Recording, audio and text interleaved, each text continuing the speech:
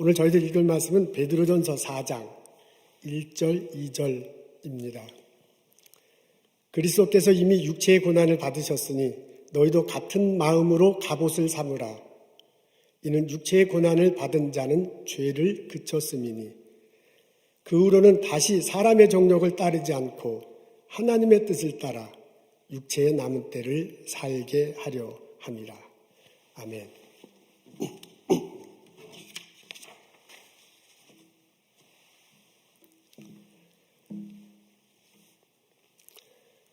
일주일이 남았다면 죽기 전에 후회할 7가지란 제목의 책이 있습니다. 캐런 와이어트 씨가 저술했습니다.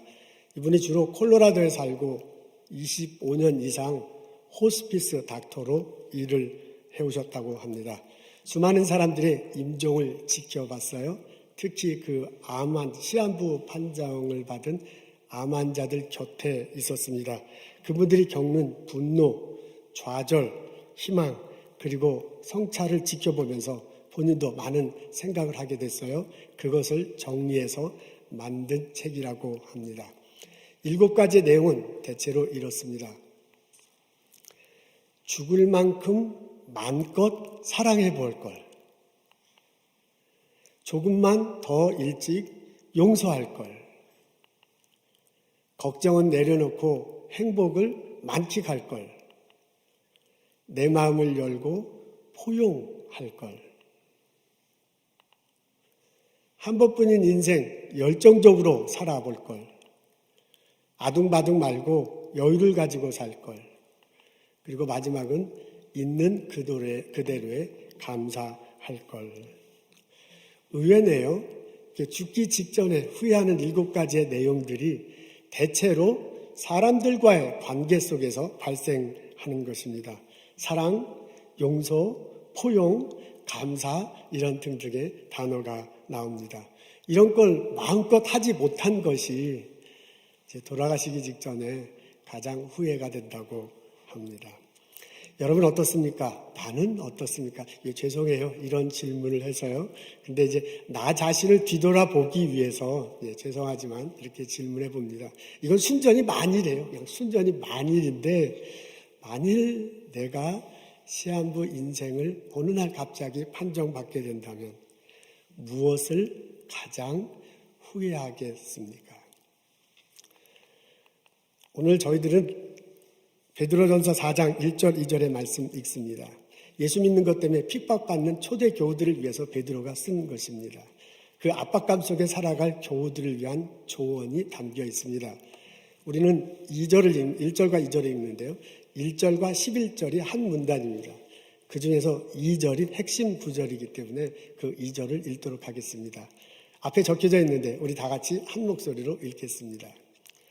사람의 정욕을 따르지 않고 하나님의 뜻을 따라 육체의 남은 때를 살게 하려 함이라. 육체의 남은 때라는 표현이 있네요. 여기서 말하는 때는 목욕탕에 가서 이렇게 미는 때가 아니고 시간을 말합니다. 그 시간이 때가 남아있는 게 있다고 그래요. 그냥 무작정 쓰는 게 아니고 남아있는 시간이 있습니다. 육체의 남은 때라고 이렇게 적혀져 있네요. 내 육신에게 남아있는 시간이 있다고 합니다. 그냥 천년만년 내 육신을 가지고 그냥 이렇게 살 것 같은데 그게 아니네요. 시간 제한이 있어요. 그 남아있는 때가 있습니다. 어떻게 생각해 보면 내 몸도 배터리 같아요. 배터리에 그 용량이 있잖아요. 그래서 빨리 사용하면 빨리 이제 방전이 되고 천천히 사용하면 이제 천천히 사용하는데 또 오래전 많이 사용하는데 어쨌든 용량이 있어가지고 그 용량이 다할 때 완전히 방전이 될 때가 배터리에 있는데 어떻게 생각하면 우리 몸도 그와 비슷하게 생각됩니다. 우리 육체에는 남은 때가 있대요. 그렇게 베드로가 지적하면서 그 내 육체의 남은 때를 어떻게 살 것인가 넌지시 우리들에게 질문하고 있습니다. 우리 2절을 곰곰이 읽고 깊이 묵상하면 3가지 타입의 사람들을 만날 수 있습니다. 첫 번째는 어떤 때냐면 첫 번째는 자신의 정욕에 따라 사는 사람들입니다. 정욕이네요. 자신의 욕심, 자기의 정욕을 가장 중요시하게 여겨요. 그래서 그 정욕대로 살아가는 사람입니다.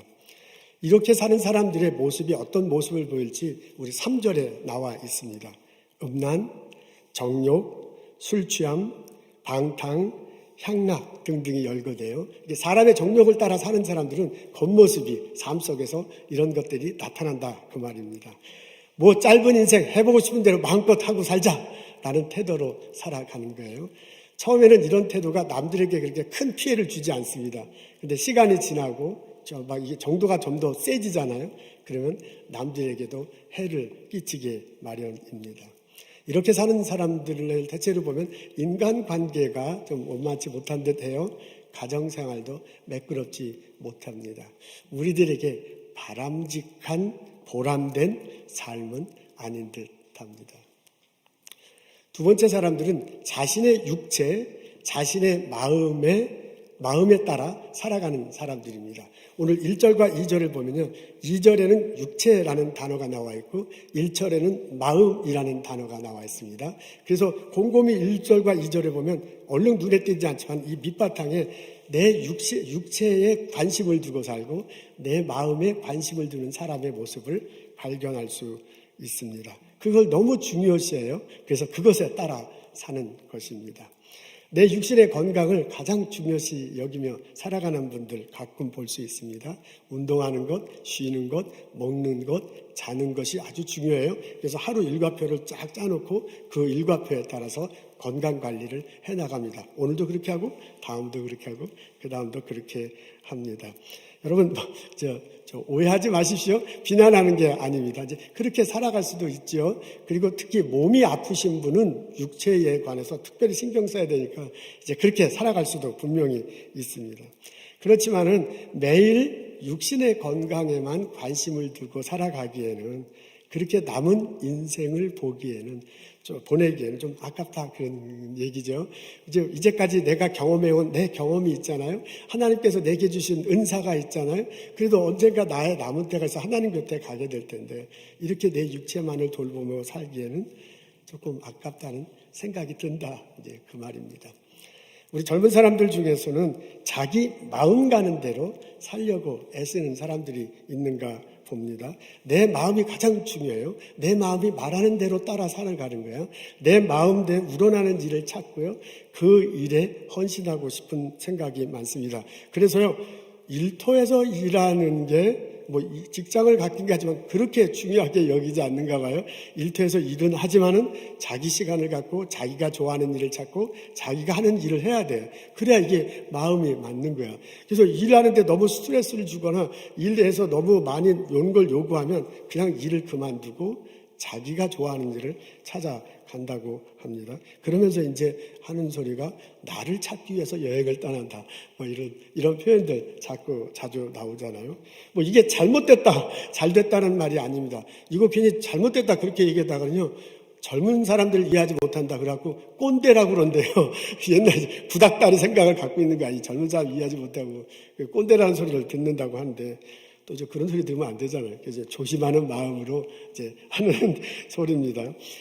이렇게 사는 것도 괜찮을 것 같아요. 그죠? 한 번뿐인 인생 내 마음 가는 대로 살겠다. 그렇게 꼭 나쁘다고 볼 수는 없지요.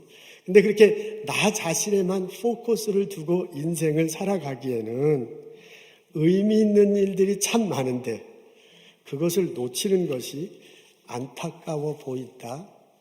그 말입니다. 오늘 2절을 보면 세 번째 타입의 사람을 만날 수 있습니다. 그 사람은 뭐냐면 하나님의 뜻을 따라 살아가려는 사람입니다. 하나님의 뜻이 가장 중요합니다. 그래서 그 하나님의 뜻을 분별하고 그 뜻에 살아가고자 애를 쓰는 사람입니다. 하나님의 사랑이, 하나님의 뜻이 가장 잘 나타난 것이 십자가와 부활이죠. 예수님 십자가에 달려 돌아가신 것에 하나님의 뜻이 집중적으로 달려 있습니다. 예수님 십자가에 달려 돌아가심으로 내가 그것을 믿어 구원받았다고 나는 고백합니다. 그래서 그 예수님을 마음에 모시고 그 예수님의 뜻대로 살려고 애를 쓰고 있습니다. 하나님의 뜻이 예수님 십자가에 나타나 있고 그 십자가를 내 마음속에 모시고 살아가기 때문에 나도 역시 하나님의 뜻을 드러내면서 살려고 참 애를 쓰고 있습니다. 여러분, 예수 그리스도가 십자가에 달렸을 때 나타난 그 모습 속에서 사랑을 볼 수 있습니다. 용서함을 볼 수 있습니다. 포용을 볼 수 있습니다. 자유를 볼 수 있습니다. 그것을 내 마음속에 나도 그렇게 살아가려고 애를 쓰는 것입니다.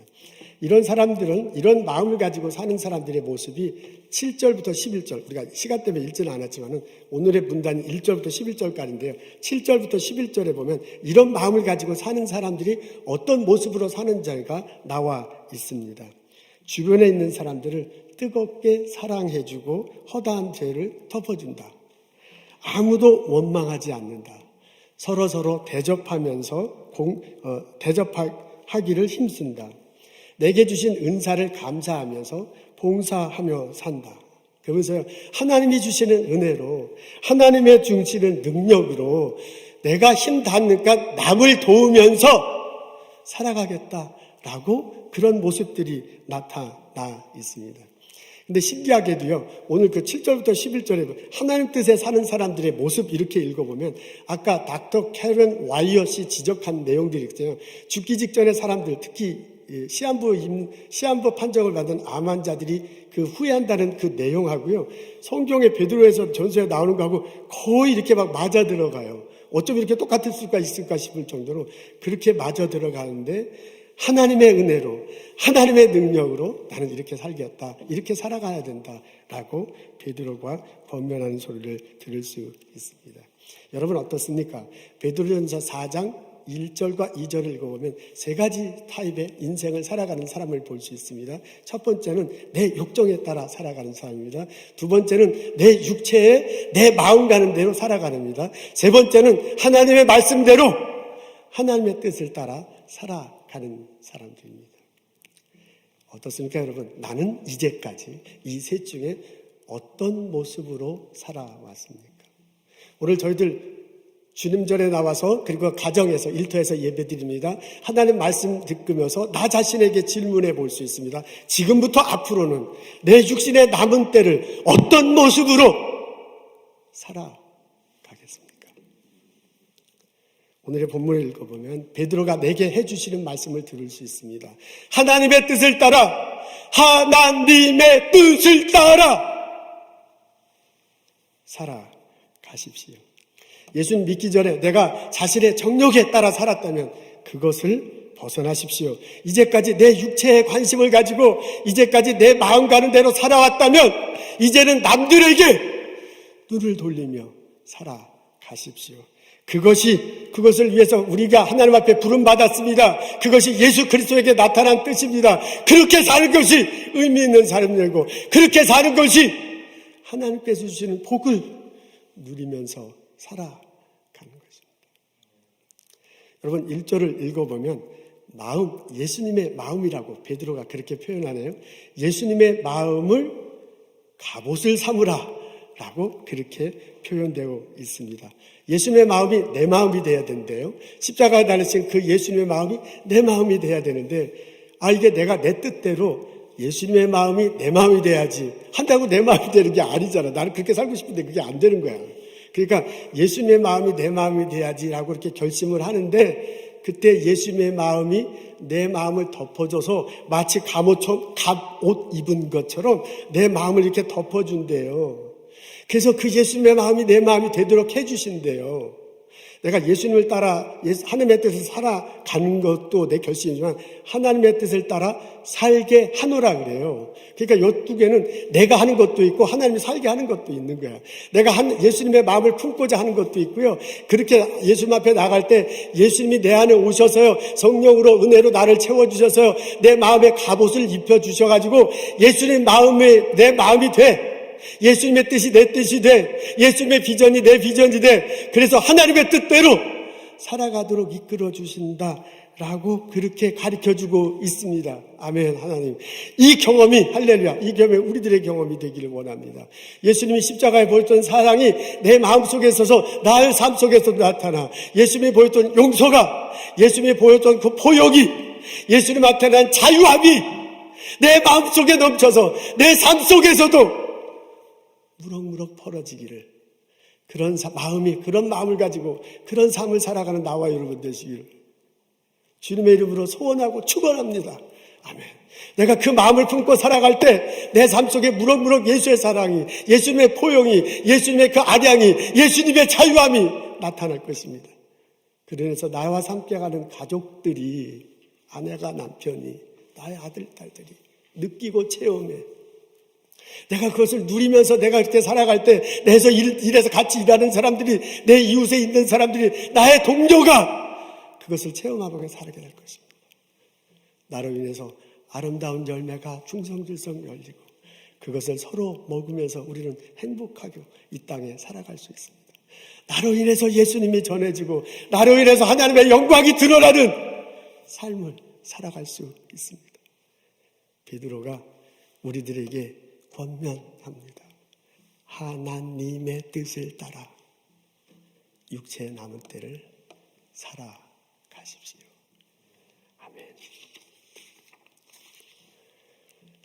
지난주 한국의 주요 일간지, 주요 일간지 전부 다 나왔더라고요.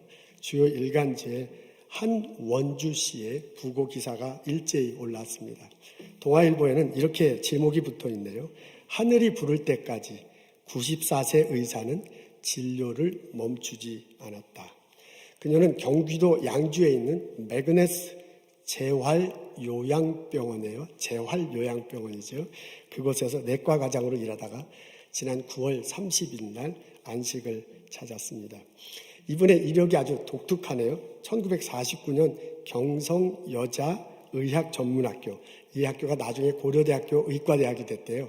그러니까 고대의대 되기 전에, 직전에 이 학교를 졸업했습니다. 산부인과 전문입니다. 1959년 남편이 미국에 유학을 와요. 그래서 이제 남편을 따라 같이 와가지고 시카고 대학 병원에서 인턴을 새로 했대요. 그리고 메릴랜드에서 레지던트를 합니다. 그래서 미국에 와서는 내과 전문의가 됩니다. 그리고 이제 미국에서 원어병원, 베테랑 하스피럴에서 이제 일을 합니다. 그러다가요, 1968년 남편이 한국에 귀국을 합니다. 그래서 남편 따라서 다시 한국에 왔어요.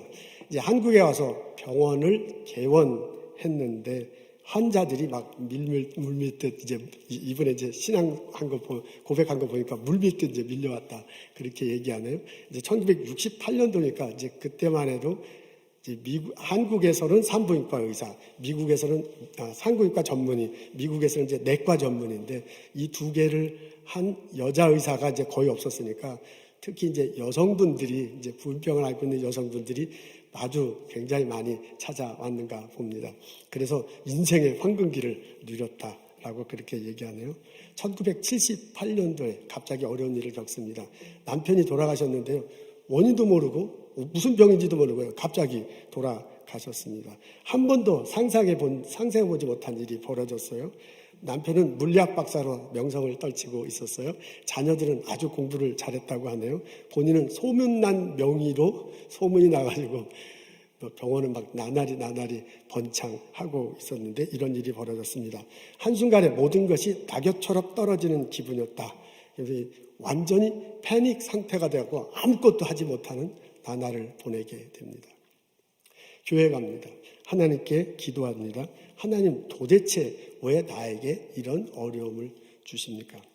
이 한원주 선생님의 할머니, 이분의 할머니 때부터 교회를 다니기 시작했대요. 이제 그때는 아주 옛날이니까 그때 이제 아이들 교육을 시켜야 되는데 그 선교사들이 운영하는 교회 학교에 가면 이제 공부를 할 수 있겠구나 해가지고 그게 뭔지도 모르고 이제 공부한다는 생각을 가서 아이들을 데리고 그 학교에 입학을 했어요. 입학을 시켰어요.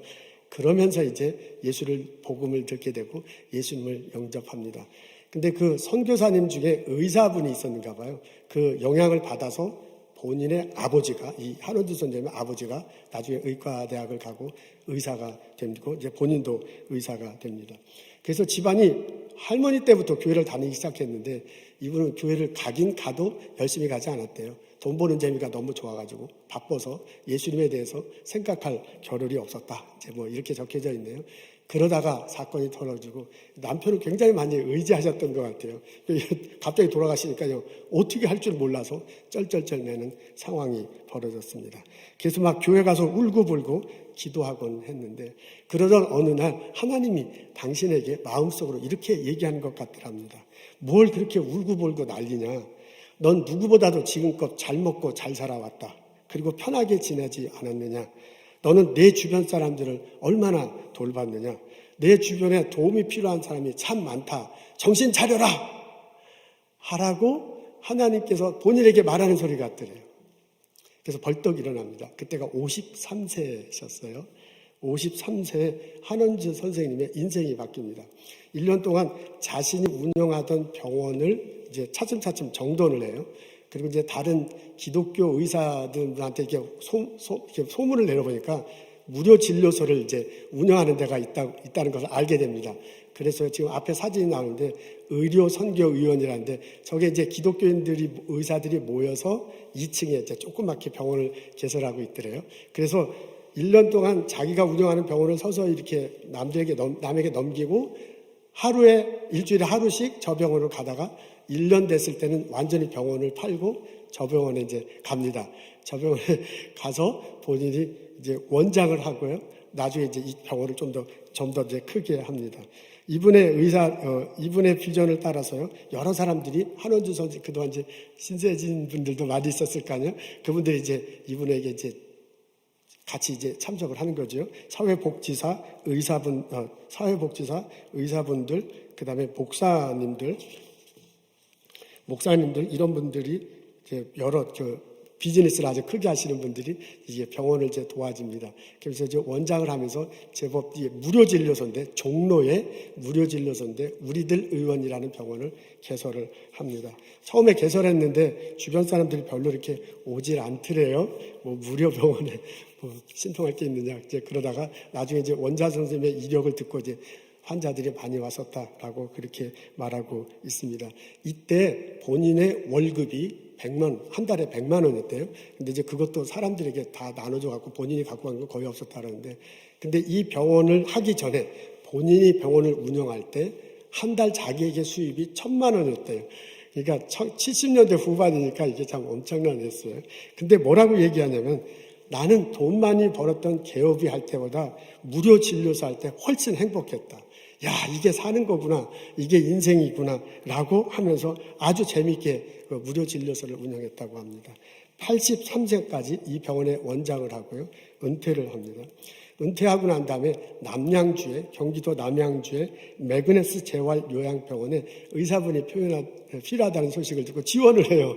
근데 이제 연세가 많으시잖아요. 그래서 처음에 안 된다고 하고 이렇게 보니까 굉장히 건강하시고 또 막 컴퓨터로 이 진료 카드를 쓰고 막 그랬대요. 그때 매그네스 병원은 손으로 썼대요. 근데 본인은 막 하고 그러니까 오시라고, 그래서 내과 과장으로 일을 했다고 하네요. 이 병원엔 주로 치매 환자들이 많았고, 이제 암 말기로 인생의 이제 마지막을 지내는 분들이 많이 있었는가 봐요. 그들 곁에 가서 아픈 거 치료해 줍니다. 하소연 들어줍니다. 성경 이야기해 주고요.